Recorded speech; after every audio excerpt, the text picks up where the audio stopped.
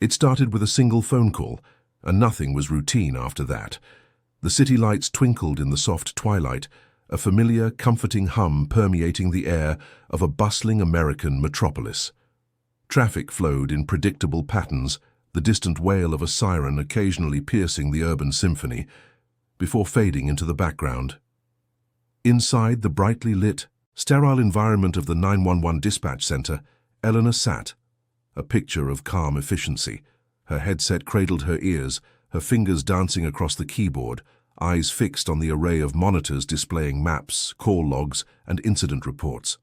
A veteran dispatcher, Eleanor possessed a rare blend of empathy and steel, a reputation earned over years of guiding people through their worst moments. Her voice, even under duress, remained a steady beacon of reassurance. The clock on the wall ticked steadily towards 8 o'clock, promising a quiet evening shift, or so she hoped. Then a new call blinked onto her screen, a generic 911 incoming notification. She clicked to accept. 911, what's your emergency? She articulated, her tone practiced, professional. A moment of silence crackled on the line. Then a voice, hushed and trembling, responded. There's a disturbance. Something's not right. Eleanor's brow furrowed almost imperceptibly.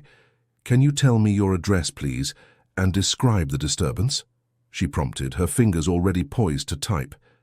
The caller provided an address on the city's west side, a residential area known for its quiet, tree-lined streets.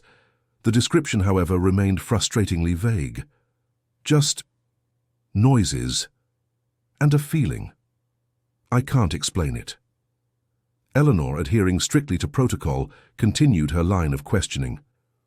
Are you in immediate danger? Are you alone? Can you see anyone? Each question was met with hesitant, almost evasive answers. I'm inside. I need someone to check. There was a subtle tremor in the caller's voice, a delicate vibration that Eleanor, with her years of experience, immediately registered. It wasn't the usual panic, nor was it outright fear. It was something more subdued, a deep-seated unease that hinted at untold layers beneath the surface.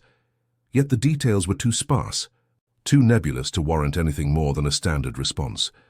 Her training dictated a systematic approach, preventing overreaction to what could simply be a nervous neighbor hearing a stray cat. A single patrol unit, Unit 734, was dispatched. Respond to a possible disturbance at address, caller reports noises, vague description. Proceed with caution, Eleanor relayed to the officers. The usual brevity of her instructions, a testament to the call's apparent low priority. She fully expected a quick resolution, officers arriving, finding nothing, and clearing the scene within minutes. The caller's reluctance to provide more concrete information, however, gnawed at the edges of her professional calm. It was unusual, a deviation from the predictable patterns of distress calls. Most people, when genuinely frightened, poured out every detail they could muster. This caller, though, seemed to be holding back, almost deliberately obscuring the truth. It was a subtle tension, a barely perceptible ripple in the otherwise placid waters of her shift. As Eleanor typed up the incident report, logging the minimal details, a sudden, sharp click echoed in her ear. The line went dead. The caller had hung up abruptly, without so much as a goodbye. Eleanor stared at the disconnected call notification, a prickle of an unsettling feeling creeping up her spine. The tremor in that voice, the vague answers, the sudden disconnect. It all coalesced into a quiet, nagging doubt. This was not routine, not at all.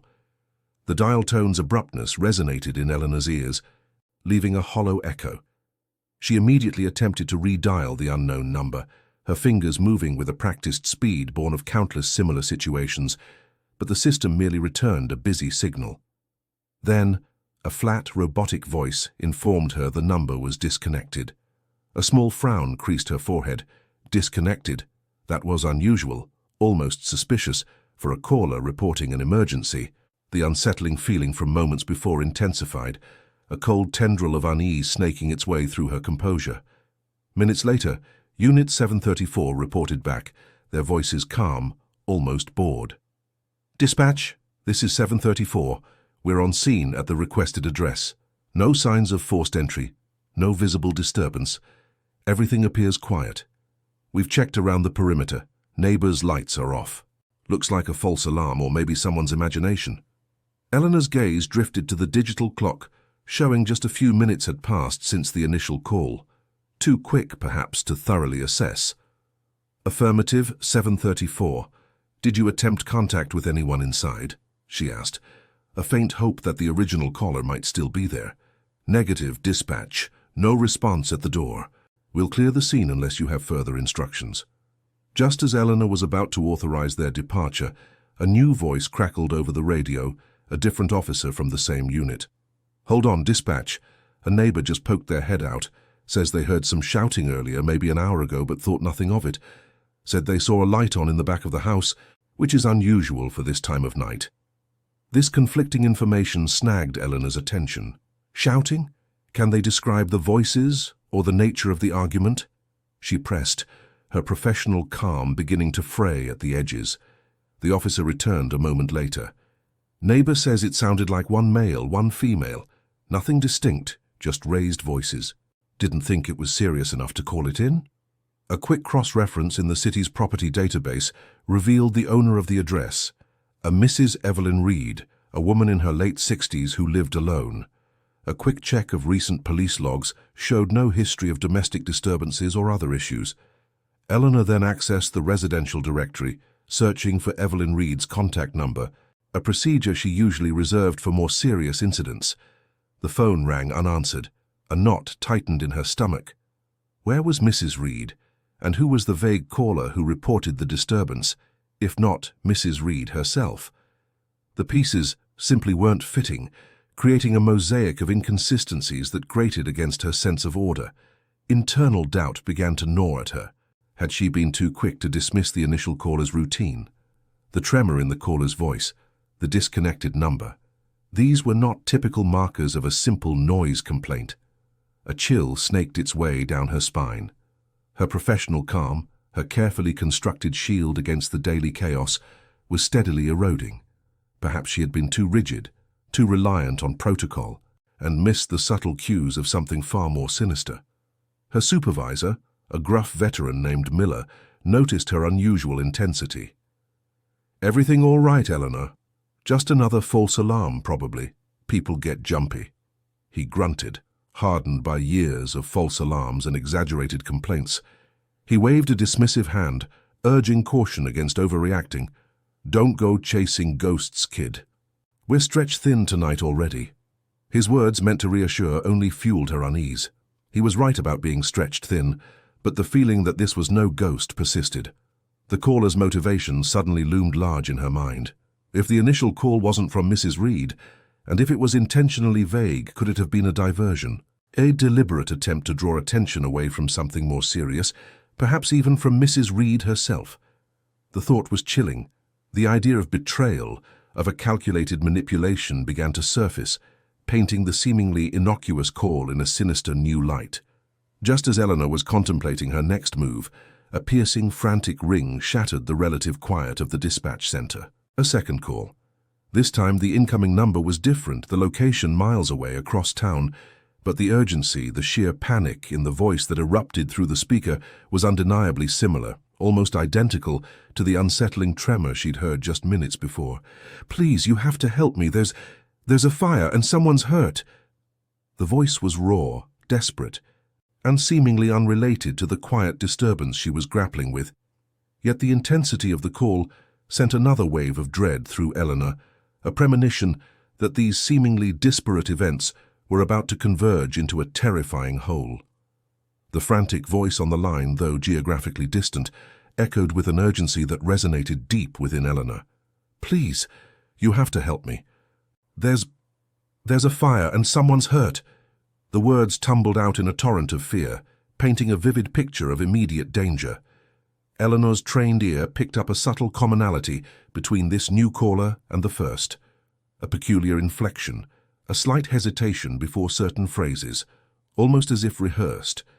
The hair on her arms stood on end. This wasn't just another random emergency. It was too specific, too perfectly timed. She quickly cross-referenced the new address with the first, a peculiar instinct guiding her fingers across the keyboard. The locations were distinct, separated by a significant stretch of urban landscape, yet a chilling detail emerged. Both incidents, the vague disturbance and this raging fire, were occurring within a 5-block radius of properties owned by a shell corporation with a single listed director, a man named Arthur Finch. The name sparked no immediate recognition, but the pattern, the meticulous geographical spread, screamed anything but coincidence. A cold certainty settled over Eleanor. These incidents were meticulously linked, part of a larger, more sinister design. This wasn't random chaos. It was a coordinated attack. Without hesitation, Eleanor overrode Miller's previous skepticism. Her voice, usually calm and measured, now carried an undeniable authority. "Attention all units, this is Eleanor. We have a developing situation, 2 separate incidents potentially linked. I need immediate dispatch to both locations. The reported disturbance on Elm Street and the fire on Oak Avenue. Prioritize Elm Street for immediate assessment, but ensure Oak Avenue receives full fire and medical response. This is no longer a localized event." Her words cut through the chatter of the dispatch center, prompting a flurry of activity. The initial vague call, she realized, had been a calculated maneuver, a deliberate attempt to spread resources thin, to sow confusion and delay a unified response. Multiple units were now dispatched. Not just police, but fire brigades, paramedics, and even specialized hazmat teams began rolling out across the city. The sheer scale of the response, rapidly unfolding from 2 seemingly disparate calls, was unprecedented for a typical Tuesday night. Eleanor watched the digital map of the city light up with flashing icons, each representing a responding unit, each heading into an unknown, escalating danger. The betrayal, the calculated manipulation, now felt palpable, a sinister presence weaving through the city's streets. Then the static crackled, a chilling interruption to the organized chaos. "Unit 7 Alpha to Central. We have an officer down at Elm Street. Repeat, officer down requesting immediate medical assistance and backup heavy." The words hung in the air, a punch to the gut that silenced the entire center. The officer down. Eleanor's breath hitched. She knew Unit 7 Alpha, Officer David Chen, a new father, a kind smile, a familiar face she'd seen countless times during shift changes. A personal stake had just been brutally introduced into the unfolding nightmare. Her initial professional concern transformed into a fierce, burning determination. This wasn't just about protocol anymore. It was about David. The conflict had shifted dramatically. What began as a vague disturbance had morphed into a full-scale, coordinated assault on the city's emergency services. The unseen enemy was no longer a phantom. They were real, ruthless, and striking at the very heart of public safety. Eleanor's hands trembled slightly as she routed the urgent medical request, her mind racing, piecing together fragments of information, desperately trying to anticipate the next move of this invisible adversary. Just as she finished, the entire bank of 911 lines in front of her erupted. A cacophony of ringing, flashing lights and desperate voices filled the air, indicating a citywide crisis was now fully underway. The calm before the storm was long gone. The storm itself had arrived, and it was raging. The city, once a canvas of quiet evening lights, now pulsed with the frantic energy of a body under duress. The single emergency call had indeed triggered a chain reaction, each new incident a domino falling, sending ripples of chaos across every district. Sirens wailed incessantly, a mournful chorus echoing off skyscrapers and through residential streets. Every available unit, from the seasoned patrol officer to the rookie paramedic, was deployed, their vehicles racing towards the ever-growing constellation of emergency markers on Eleanor's digital map. This relentless outflow of resources left critical areas vulnerable, open wounds in the city's defense, a fact that gnawed at Eleanor with a cold, creeping dread. The true nature of the attacks, she now understood with chilling clarity, was a meticulously planned act of revenge, designed not just to harm, but to utterly overwhelm and demoralize. A shadowy figure, driven by past grievances that whispered of deep-seated bitterness, was orchestrating this terrifying symphony of destruction. Eleanor, amidst the maelstrom of flashing lights and frantic voices, found an unexpected surge of resolve. Her hands, though still bearing the faint tremor from David Chen's report, moved with chilling precision across her console. She took charge of the dispatch center, her voice cutting through the rising panic, directing resources with an almost surgical efficiency. Sector 5, reroute to the bridge incident. Sector 3, stand by for potential secondary targets. I need eyes on the financial district now. Her commands were sharp, unwavering, a beacon of order in the encroaching pandemonium. She was no longer just a dispatcher, she was a general on a battlefield, commanding unseen forces against an invisible enemy. A fleeting, unsettling thought pricked at her mind. The meticulous planning, the deliberate targeting of emergency services, the personal edge to the chaos, it all felt disturbingly familiar. Could the mastermind behind this terror have a personal connection to her past? A past she had meticulously compartmentalized, buried under layers of professional detachment. The idea sent a shiver down her spine, a cold premonition that this wasn't just an attack on the city, but perhaps on her specifically. Across the city, the human cost of the unfolding tragedy began to emerge. Stories of heroism and heartbreaking loss intertwined, broadcast over the emergency channels. A young mother, trapped in a burning building, rescued by a quick-thinking firefighter. A family, torn apart by a sudden explosion. The city's residents, once accustomed to the comforting hum of urban life, now experienced the direct, brutal impact of the attacks. Fear, raw and visceral, began to spread like wildfire. The media, ever present, fueled this growing public panic. News channels, their anchors wide-eyed and somber, reported on the unfolding crisis with breathless urgency. Live feeds showed plumes of smoke rising from distant buildings, police cordons blocking off entire streets, and the constant piercing flash of emergency lights. The city, once vibrant and bustling, was now a tableau of fear and uncertainty, its normal rhythm shattered by the relentless barrage of emergencies. The narrative shifted from a localized incident to a full-blown urban nightmare, a city under siege.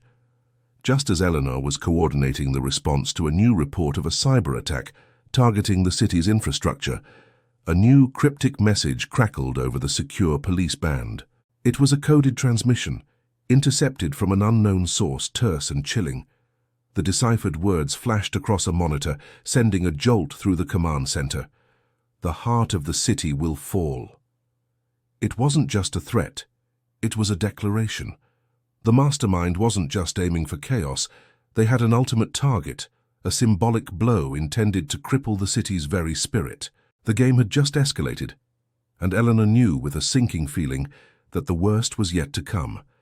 The night stretched on interminably, each minute feeling like an hour under the relentless pressure of the unfolding crisis. Eleanor, her eyes now bloodshot but her resolve unyielding, watched the digital map of the city as new red icons flared to life, indicating fresh emergencies. Her team, a diverse group of dispatchers, moved with a grim efficiency born of necessity, their faces etched with exhaustion. They were constantly re-evaluating, redirecting, and reprioritizing resources, a frantic dance of logistics against a backdrop of escalating threats. A gas main rupture here, a multi-vehicle pile-up there, a reported hostage situation in another quadrant. The sheer volume of incidents threatened to overwhelm them all. The constant ringing of the emergency lines became a maddening, persistent soundtrack to the chaos. It was a cacophony of fear, desperation, and pain. Each shrill tone a fresh demand on their dwindling resources and frayed nerves. Dispatchers barked orders, soothed panicked callers, and relayed critical information, their voices hoarse, their movements mechanical. The physical and emotional toll was immense. Sweat beaded on foreheads, hands trembled, and some occasionally buried their faces in their hands for a fleeting moment of respite before snapping back to the task at hand. Fatigue was a heavy cloak, but the adrenaline, fueled by the sheer magnitude of the disaster, kept them moving. Amidst the seasoned professionals, a junior dispatcher named Marcus, barely out of training, had initially been a deer in headlights. Now, under Eleanor's unwavering guidance, he began to find his strength. His initial stammering gave way to clear, concise communication. His hesitant keystrokes became confident commands. Eleanor had seen this transformation countless times, the crucible of crisis forging raw recruits into steely veterans. It was a small, almost imperceptible victory in a night filled with defeats, but it was a testament to the power of teamwork that, despite the chaos, moments of incredible coordination and self-sacrifice shone through. Dispatchers shared coffees, offered words of encouragement, and seamlessly covered for colleagues who needed a brief moment away from the relentless barrage. Then came the taunts, intermittent calls patched through secure channels from the mastermind himself. His voice, distorted and chillingly calm, spoke directly to Eleanor, weaving cryptic references to her past, revealing a deeper personal vendetta that went beyond mere civic disruption. "Do you remember the storm, Eleanor?" he'd whisper. "Or some debts are never truly paid." Each call was a psychological jab designed to unnerve her, to expose a vulnerability. She recognized the chilling familiarity of his words, the veiled threats that hinted at a shared history she had desperately tried to bury. It was a cruel game, played out on the grand stage of a city under siege. The coded message, "The heart of the city will fall," now echoed with terrifying clarity. The ultimate target, though not explicitly stated in the initial intercept, became painfully obvious as the mastermind's taunts grew more specific. He spoke of symbols, of centers of power, of structures that defined the city's very identity. It was a significant public landmark, a place of historical importance and immense civic pride. The stakes, already impossibly high, ratcheted up further. The chaos wasn't random. It was a distraction, a smokescreen for a more devastating blow. Just as Eleanor was formulating a strategy to counter this new impending threat, a critical communication line went dead. A section of the city, a densely populated district, plunged into informational darkness. The screens monitoring that area flickered, then went blank. Radios crackled with static, unable to connect. It was a deliberate surgical strike against their ability to respond, leaving thousands of citizens and countless emergency personnel isolated and vulnerable. The city, already reeling, now faced a terrifying void, say a blind spot in the heart of its most urgent hour. The silence from that sector was more terrifying than any alarm. The communication blackout, a deliberate digital void, swallowing an entire district, forced Eleanor into a precarious dance with uncertainty. No reports, no calls, just a terrifying silence where vital information should have been. This blind spot demanded a high-stakes gamble, a decision made without the luxury of complete data, risking lives on a calculated hunch. The weight of potential irreversible consequences pressed down on her, each second amplifying the pressure. She knew that any action or inaction would inevitably lead to loss. The question was which path minimized the devastation. It was a moral dilemma of the highest order, forcing her to prioritize the greater good with a heavy heart, knowing that some sacrifices were unavoidable. As Eleanor wrestled with the immediate crisis, the mastermind's taunts clawed at her, pulling her back to a past she had meticulously sealed away. His references to the storm and unpaid debts weren't just random acts of cruelty, they were direct, painful reminders of a personal trauma, a pivotal moment in her life she had tried to bury under layers of professional resolve. He wasn't just attacking the city, he was attacking her. The realization hit her with the force of a physical blow. The mastermind was directly tied to her past, a figure from a chapter she had hoped was closed forever. This wasn't merely a coordinated attack. It was a twisted, deeply personal act of revenge, born from a perceived betrayal that festered for years. The ticking clock became a frantic drumbeat in her ears. The landmark, the heart of the city, was now confirmed as the primary target. Every second wasted in the blackout zone was a second gained by the unseen enemy, pushing them closer to an unimaginable catastrophe. Eleanor knew she had to act decisively, even if it meant defying established protocols. Her mind raced, sifting through contingency plans, desperate for a solution that didn't involve further bloodshed. Then a flicker of hope emerged from an unexpected corner. Detective Miller, the gruff, by-the-book officer who had initially clashed with Eleanor over protocol, suddenly offered an unconventional suggestion. He had a contact, a former informant with deep ties to the city's underbelly, who might have eyes and ears in the blackout zone. Miller, usually a stickler for rules, was now proposing a highly irregular, almost rogue operation. It was an unforeseen alliance, a testament to the unifying power of crisis. Eleanor, who had previously viewed him as an antagonist, saw in his desperate offer a shared commitment to saving lives. The weight of leadership settled heavily upon Eleanor's shoulders. Every life hung in the balance, every decision a potential turning point. She pictured the faces of her team, the terrified citizens, the officers on the ground. The cost of delay was clear: more casualties, more destruction. Yet, swift action carried its own risks, the potential for miscalculation in the fog of war. She closed her eyes for a fleeting moment, a silent plea for clarity, before opening them with renewed resolve. "Miller," she said, her voice steady despite the tremor in her hands, "get your contact on the line now." It was a desperate, unconventional call, a blatant defiance of protocol. She knew the consequences of such a move could be career-ending, perhaps even worse. But the choice was clear: adhere to rules and risk countless lives, or break them and fight for a chance at preventing a catastrophe. The silence from the dead zone was deafening, but Eleanor's decision was made. The fate of the city now rested on a whisper from the shadows, an unlikely alliance forged in the crucible of chaos, and a dispatcher's unwavering refusal to surrender. Eleanor's unconventional decision, born of desperation and an unyielding will, rippled through the fractured command center.